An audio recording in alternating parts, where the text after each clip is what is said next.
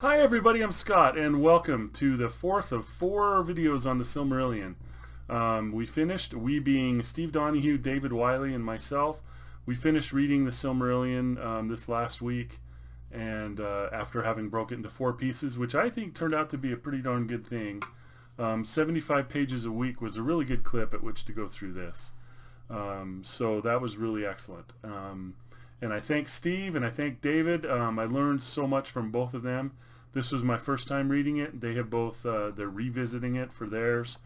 And I say first time knowing that I'm definitely going to refer to pieces of this at the very least. I can't wait to read Lord of the Rings again, which I'll do with David Wiley through, I think he said we're going to read The Hobbit in December and then do the Lord of the Rings is split into 6 books. 2 books per physical volume. So the Fellowship of the Ring has 2 books in it, and then the Two Towers has 2 books in it, or 2 sections. But we're going to read, one of those a month. January through June, I think, is the plan. So very much looking forward to that. I know Steve is interested in reading more, and I'm definitely on board with that. Whatever they come up with. Steve mentioned the Unfinished Tales, and I'd surely read that. But remember the Silmarillion, so this is mythology in the world of Middle-earth. It starts with the creation, so Iluvatar was the god. It's one of the names of the god. And the god creates Ainur, which are angel-like creatures. And angels, these angel-like creatures come in 2, I guess there's a hierarchy of 2. You have the Valar, which are the very powerful ones, and then you have the Maiar, which are the less powerful ones, but they are still there at the very beginning. And the Valar are, some of them go into the world, and they, after the world was created, they participated in its creation, and then they go into the world and they can influence the world. And so yeah, so that's important to know for what I'm about to talk about. Now the Silmarils, remember, were 3 gems that were created by Fëanor, an elf, from the trees, and I think they were called the Trees of Life. I don't remember what the trees were called, but they were the source of light for the whole Middle-earth, these 2 trees. And Fëanor said, those trees are so beautiful, I think we ought to save some of that light, in case someday anything happens, so that it lasts forever. And he creates 3 gems and puts some of the light of those trees in each gem.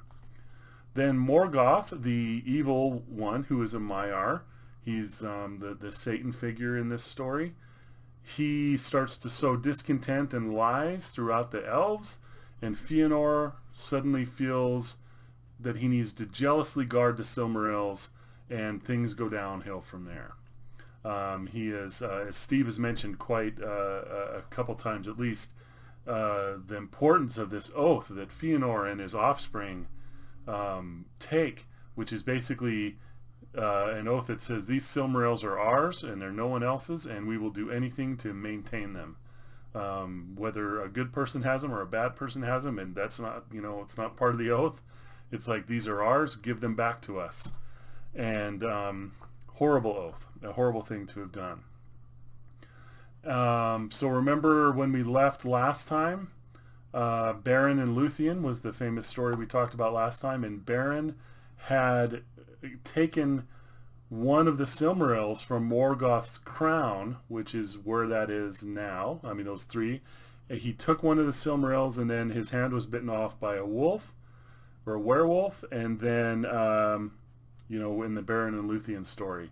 So now the elves have 1 Silmaril because they went to, they cut it out of the wolf and out of the hand of Beren. And then the other 2 Silmarils were still with Morgoth. So now we're moving into the future, and we have Arendil. And Arendil is an elf. He goes there with his wife, and he goes there. His wife is Elwing. So there means he goes to Valinor. So Middle-earth is like, there's Middle-earth and there's Valinor. And people were, when they left Valinor, Valinor was kind of sealed up, so no one could go back there. But Valinor is where everything started, where life started on Middle-earth. well, I say Middle Earth, it's called Arda. So my understanding is that Arda includes Valinor and Middle Earth, and at some point there was an island in between. So Arendelle goes to the Valar at Valinor, and he brings a Silmaril, and what they do with that Silmaril is they put it in the sky. It says, at the bidding of, then at the bidding of the Valar, Eonwë went to the shore of Aman, where the companions of Arendelle still remained, awaiting tidings. And he took a boat, and the 3 mariners were set therein, and the Valar drove them away to the east with a great wind. But they took Vingilat, which is one of the Silmarils, and hallowed it, and bore it away through Valinor to the uttermost rim of the world, and there it passed through the door of night, and was lifted up even into the oceans of heaven. So now it's a star. Now fair and marvelous was that vessel made, and it was filled with a wavering flame, pure and bright. And Arendelle and the mariner sat at the helm, glistening with dust and elven gems, and the Silmaril was bound upon his brow. Far he journeyed in that ship, even into the starless voids, but most often he was seen at morning or at evening, glimmering in sunrise or sunset, as he came back from Valinor from the voyages beyond the confines of the world. So that's the journey through the heavens, you know. So this Silmaril is now in the heavens, and that's pretty cool. Then we have a great battle where we have 2 of the offspring of Fëanor, the Maedhros and Maglor, and they both end up with the Silmaril near the end. Okay, so now, you know, the sons of Fëanor, you know, have this thing. But then it says, but the jewel burned the hand of Maedhros and pain unbearable. And he perceived that it was as Eonwë had said, and that his right thereto had become void, and that the oath was vain. And being in anguish and despair, he cast himself into a gaping chasm filled with fire, and so ended. And the Silmaril that he bore was taken into the bosom of the earth. So that one's in fire. And then it says, and it is told of Maglor that he could not endure the pain with which the Silmaril tormented him, and he cast it at last into the sea. And thereafter he wandered ever upon the shores, singing in pain and regret beside the waves. For Maglor was mighty among the singers of old, named only after Daron of Doriath, but he came never back among the people of the elves. And thus it came to pass that the Silmarils found their long homes, one in the airs of heaven, one in the fires of the heart of the world, and one in the deep waters. So that's where they are. Right? So that's the fate of the Silmarils here at the very end of this chapter 24.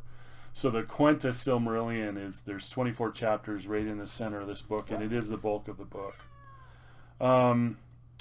So it says here, also at the end, you know, we have Morgoth's fate. But Morgoth himself, the Valar, thrust through the door of night, beyond the walls of the world, into the timeless void. And a guard is set forever on those walls, and Arendelle keeps watch upon the ramparts of the sky. Yet the lies that Melkor, the mighty and accursed Morgoth, Baglir, the power of terror and hate, sowed in the hearts of elves and men, are a seed that does not die, and cannot be destroyed, and ever and anon it sprouts anew, and will bear dark fruit even unto the latest days. So there we have kind of a, you know, almost an original sin situation where the hearts of elves and men have been affected by Melkor, the evil one, in such a way that it will not die. It says, the lies that Melkor sowed in the hearts of elves and men are a seed that does not die and cannot be destroyed. And ever and anon it sprouts anew and will bear dark fruit even unto the latest days. So this is something that elves and men will have to deal with forever. And that's the end of the Quenta Silmarillion. So then there's two more sections that one of them is Akallabeth, and there are some sections in here, the downfall of Numenor, and then the very last one is called Of the Rings of Power and the Third Age, and then it says in which these tales come to an end. So it talks about Sauron. Sauron was a minion of Morgoth, and now I guess he's now the new main guy, the new big bad. And there's battles with Sauron. Sauron gets defeated. There's a part in the movie, where it talks about the ring of Sauron, and this all talks about the ring of Sauron. Isildur, who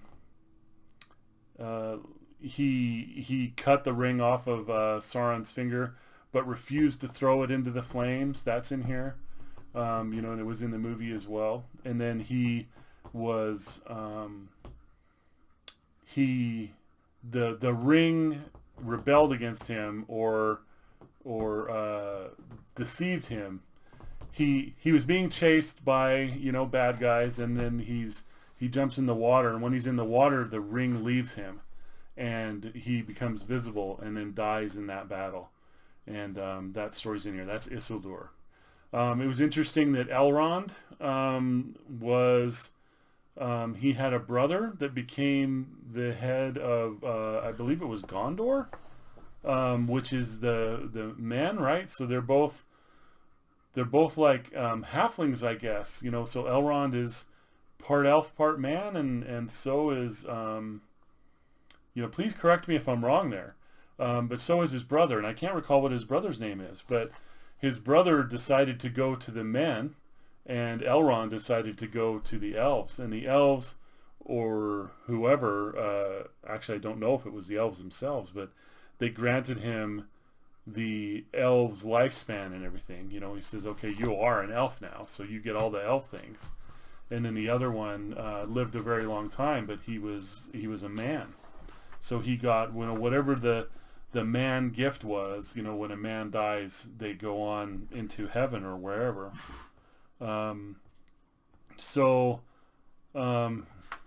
Fascinating stuff, So it says here, he fought and labored long. Was a king, and with him. So Elrond, half elven is what they call Elrond. So that's all really great stuff. It's got Sauron in here. Now Sauron's lust and pride increased, and he knew no bounds, and he determined to make himself master of all things in Middle Earth, and to destroy the elves, and to compass, if he might, the downfall of Numenor. He brooked no freedom nor any rivalry, and he named himself Lord of the Earth. A mask he still could wear, so that if he wished, he might deceive the eyes of men.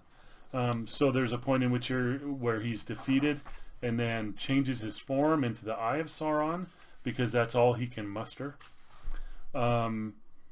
They could have destroyed the ring, but they didn't, because the ring was actually how Sauron kind of held on. But they should have destroyed it, and then they wouldn't have had to deal with him again. Steve mentioned this, and I thought it was really cool. There is a very cool little, let's see. So they're talking about all the rings and everything. But yeah, there it is. So the Lord of the Rings is told in like a page and a half.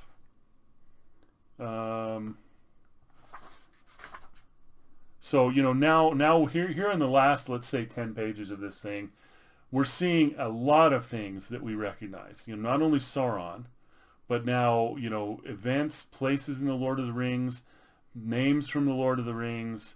Suddenly it's like we've got all of our bearings are there, right? So after almost 300 pages up to here, now we're telling the story of the Lord of the Rings.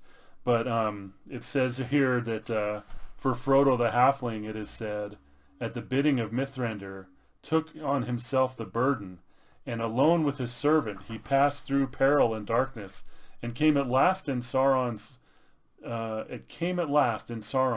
despite, even to Mount Doom. Okay, sorry, I'm saying that wrong. And came at last in Sauron's despite, even to Mount Doom, and there into the fire where it was wrought he cast the great ring of power, and so at last it was unmade and its evil consumed.